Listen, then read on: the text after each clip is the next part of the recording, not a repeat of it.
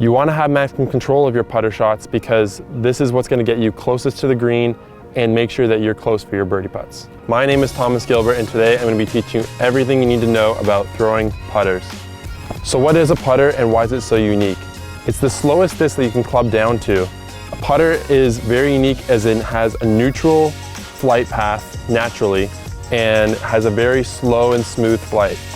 There's many different types of putters out there. There is from base plastic to premium plastic, overstable to understable, and so many options to do in between. So when I get onto the course, I'm always looking to throw my putters. It's the shot that I'm most comfortable with. It's one of the shots that I can control the most. The putter gives so much good reliability to your shot shapes, and so I always am looking for the opportunities to throw it into the green. If you can dial in these putter shots, you can definitely nail a lot more approaches and get a lot more opportunities to score on the course. Some of the reasons that you might choose a putter over, let's say, a driver or a mid-range is because of the speed control. You can have very accurate speed control with a putter because it is such a slow flying disc that it just wants to settle right when it gets to the green. So when it comes to putters, there's a few different types of shapes that a putter can come in. You can have deep or shallow, you can have a blunt nose or a fast nose, and these can all affect the stability and flight of your shot. So another aspect to your putters is the plastic. You can have a more premium plastic or a base plastic, and this will affect the wear on the disc and the flight you desire for your shot. The last thing is the stability of the putter. The stability of the putter can greatly increase the variety of shots that you can throw and as well give you many more options to do on the course. So when I get up to my shot, I want to assess the lie in front of me. I want to make sure that the distance is correct and that the shot shape is correct so I can throw my putter most accurately to the basket. So there's a lot of different variety of shots that you can throw for the distance that you have left. You can throw hyzer, flat, straight at it, and hyzer.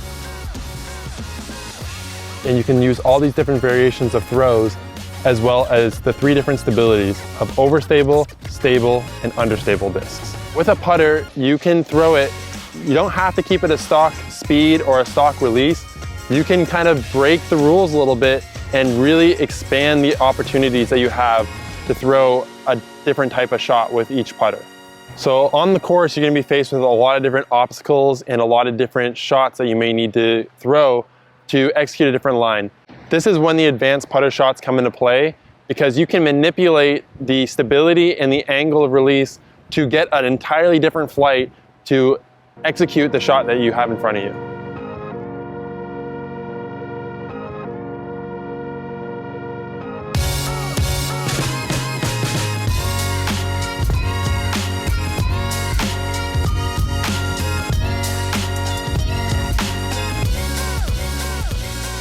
For this shot, we have the hyzer flip. So what this shot does is you release it on a good amount of hyzer and it's gonna slowly flip up and ride to the desired flight that you want out of the disc. So for this, typically I'm gonna use a slightly understable disc and even to super understable disc and get the desired flip up that I want out of the shot. This I can vary with a couple different things in my throw.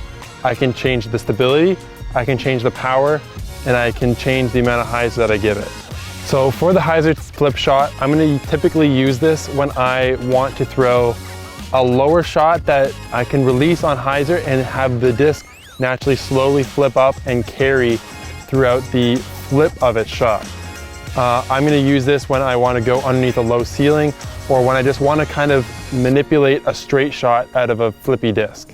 So with the stability of my disc for hyzer flip shots, that kind of can control the amount of power and the amount of angle I need to give the disc to get that flip up to either fly straight or even flip up and slightly turn in the end of the shot. So I'm going to be typically using understable, and the amount of power that I give it just depends on the stability of the disc itself, because I want to try to just match it so it can ride up and fly relatively straight, or even fly on hyzer, ride up to straight and then turn a little bit to the right at the end of its shot. So another situation that I might use this hyzer flip shot for is when I have a gap that might be staggered or manufactured in a way that I need to just have that more comfortable hyzer release out of my hand, and then allow the disc to do the work to flip into a straight shot that can continue to fly down the fairway.